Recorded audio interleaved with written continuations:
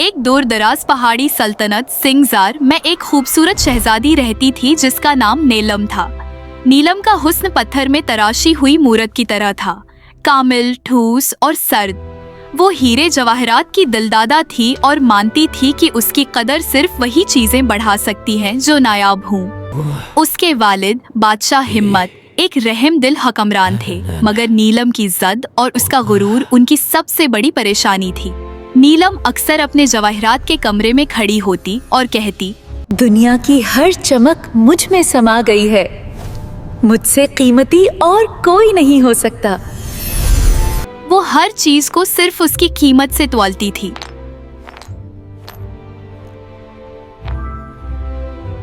दूसरी तरफ एक जंगली और वसीआ सल्तनत बयाबान का शहजादा था Samad.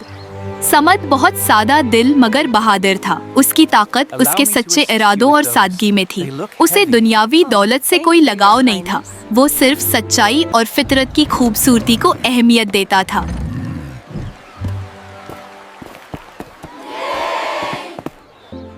Let me take some of that. Much appreciate, Your Highness. Your kindness warms our hearts, Prince Samad. एक दिन समद ने सिंगजार के एक ताजिर से नीलम के हस्न और उसके बेशुमार जवाहरात की बातें सुने। मैंने संगजार में एक शहजादी देखी है। उसका हुस्न तो मशहूर है। वो शहजादी हर कीमती पत्थर की मालिक है, मगर उसका दिल सबसे सख्त पत्थर से बना है। समद के दिल में कोई जुस्तजू पैदा नहीं हुई, मगर उसके एक दोस्त ने उसे अक्साया।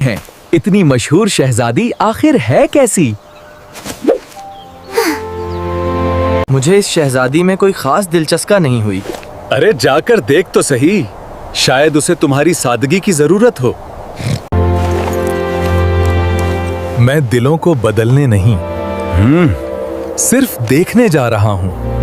समद का रिश्ता सिंगजार भेज दिया गया। बादशाह हिम्मत खुश हुए, मगर नीलम ने सिर्फ एक सवाल किया, क्या इसकी सल्तनत में हमारे जैसे कीमती पत्थर हैं? जब उसे जवाब मिला, समद की सल्तनत में सिर्फ पहाड़ी नमक के साफ शफाफ क्रिस्टल मिलते हैं। ने तज़हीक से मना मोड़ लिया। एक शहजादा जिसके पास सिर्फ नमक है, वो मुझ जैसी शहजादी का अहल नहीं। मगर समद ने इसरार नहीं किया। वो खुद सिंगजार आया और जब उसकी नजर नीलम पर पड़ी तो वो उसके हसन के बजाय उसकी आंखों में छिपी खालीपन को देखकर ठठक गया।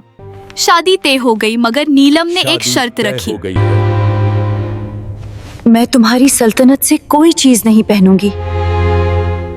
समद ने उसकी बात मान ली और शादी के दिन के लिए एक अनोखा तोहफा तैयार किया। ये कोई सोना या हीरा नहीं था, बल्कि एक शफाफ क्रिस्टल जो पहाड़ी नमक से तराशा गया था। ये सूरज की रोशनी में 1000 हीरो से ज्यादा चमक रहा था। जब समद ने वो तोहफा नीलम को दिया तो उसने कहा, ये नमक का क्रिस्टल है, मेरी सुल्तनत की सबसे सच्ची दौलत। ये इसलिए है ताकि तुम हमेशा अपनी जात की सच्चाई को पहचानो।